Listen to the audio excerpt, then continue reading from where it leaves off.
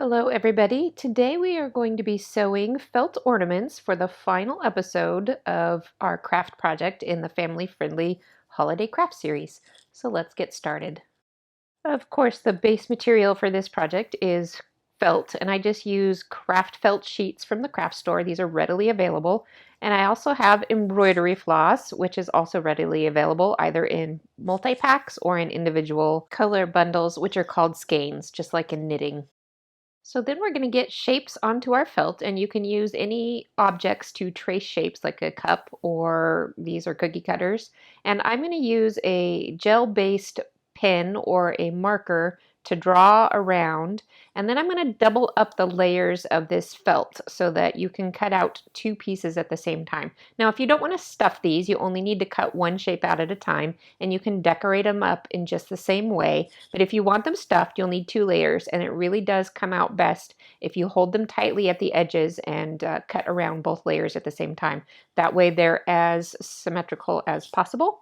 And then you will have your two pieces. Now you don't want to flip it over to hide that ink. You want to just tuck one under the other, and that really has to do with the symmetry of the shape. So just know that when you're getting ready to sew them together, to tuck one under. One tip for this process, you could use a Sharpie to do this as well, and the benefit to the Sharpie is that it's permanent. These other pens and markers will bleed a little bit, so you might want to end up wiping the fabric off with like a baby wipe or something to help reduce the smudging and smearing that could happen as you're working on your project. Otherwise, just be really careful and tuck it inside your project, and it shouldn't be as much of an issue.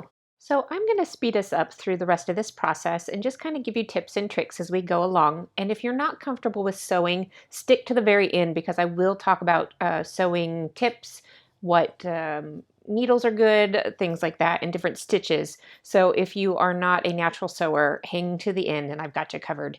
Now I am just going to decorate these pieces of felt in any way I see fit. Now with this Christmas tree, I'm just adding little stars, and I'm only going to do one side of this Christmas tree. You could certainly do both. You can mix up your little shape patterns in different colors. You can mix up the sizes. You can mix up the shapes of your stitches. It doesn't just have to be stars.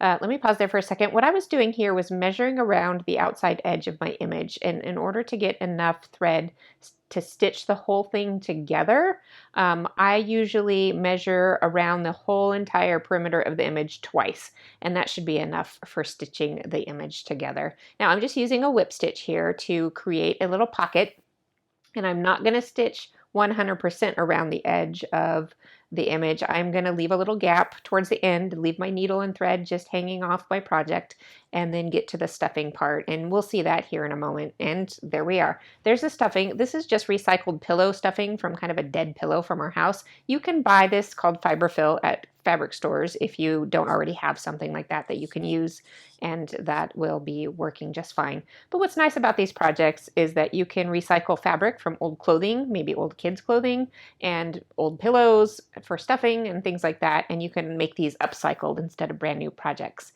And here we are with a few finished ornaments, and we will talk about a couple tips and tricks on these, and I will give you more information on the stitching, so hang in there. We are going to finish these up first, and what I'm going to do is just add a little hanging string to these. Now you could stitch in ribbon if you had some nice ribbons or such along the way as you're working on these, but this is just the easiest and most affordable, and I just tie a loop at the end, and then we've got a string for hanging them up. So here is another tip for you. My daughter made this one based on this ornament that we actually have on our Christmas tree, and what she did was draw the shape on a piece of paper and then folded it in half and cut it out so that it would be more symmetrical than her drawing was. And then she just traced the piece of paper on her felt to get that shape.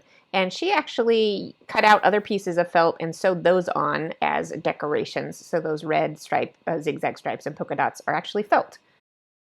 We've arrived at the sewing tips and tricks. So the first thing is the needle that you need is either a darning needle or an embroidery needle. And the difference between these and regular sewing needles is that the tip is less sharp and the eye of the needle where you thread the thread through is bigger, so that you have more room because this embroidery floss is much thicker. Now I have bad eyesight, so I usually take off my glasses, hold it really close to my face, and thread it through. One tip is if you kind of scrape the end of the thread with your fingernails, it helps flattened out the different strands of the floss, and that can help it go through the eye better. One more thing to mention here is that you're not going to pull your string all the way so that it matches up with the end. That's called doubling your thread. You don't need to do that for this project, and you don't want to do that for this project.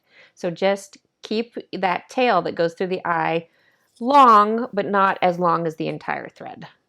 Now we're ready to tie a knot. If you don't sew and you don't know how to do this, the best way to tie a knot is to wrap the thread once around your finger until it comes back up to the top and makes an X shape on the top of your finger.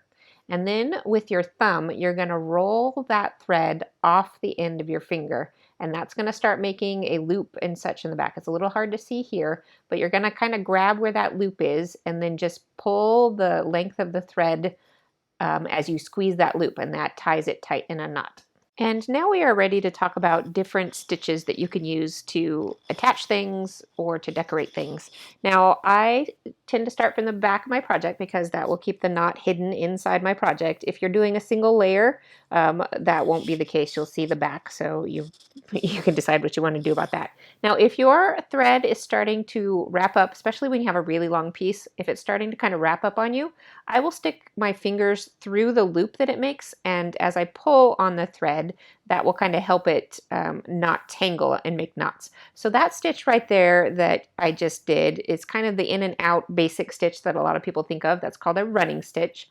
This next stitch here starts the same as a running stitch, but instead of going forward, I go backwards. So I will take a stitch up from the back side and then go back to meet my stitch previously, and that makes a continuous line of stitching. That's what I used on the toe of my stocking there.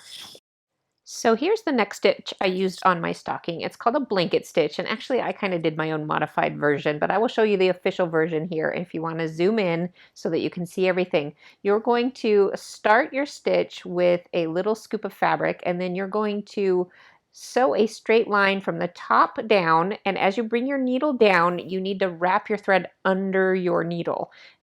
Okay, let's talk this one through because it is a little hard to get it started. You start with just a tiny little stitch to bring your fabric through the front, and you move over just a tad, and from the top of your project, you're going to take a straight stitch down to meet up where your thread came through, and you're going to wrap your thread under your needle and then pull it down, and that starts forming a little tuck that your needle is taking against that thread. So here we go. You take a straight line down. I forgot to wrap, and this is often what I do. So wrap the thread under your needle and pull it down, and you can see how it tucks that horizontal line underneath as you go. So one more time, needle from the top down, tuck your thread under the needle, I remembered this time, and then pull your thread down through. And you can keep going. Now this is the blanket stitch, which you can do on the edge of your project, especially if you do a small length to that straight line stitch. You can get a nice edge off of it. Or I will show you up next, I used a whip stitch to do my edges. This stitch is a little easier, so we're going to go a little bit faster. Starting from the back, you just bring your thread up from the front, wrap it around the edge of your fabric, and bring it back up from the back. So you're always sewing from the bottom up towards the top. And then I just go back to the back of the fabric and tie a double knot and tie it off. So that is a whip stitch, and that's what I used on mine. So you can see on that stocking, the blanket stitch I used for the top, and the whip stitch is around the edge. So here is the pattern I used to create the little stars on my tree. Now you can see if you even out those pieces, you can get a more symmetrical star. Here I was doing this star shape for the main body of my other ornament. So mix it up with colors of thread, sizes and lengths of that star stitch, and you can get different patterns. So I will leave you with these close-up views. I hope you enjoyed this project. If you did, go ahead and give me a thumbs up. I appreciate that. And this is the last one for our Christmas series this year. And I will be back on Christmas Day with a scrapbook layout, which is much more typical of my channel. And then after that, I will take a little bit of break, and I will be back after New Year's with a brand new 2021 schedule. So please come join me.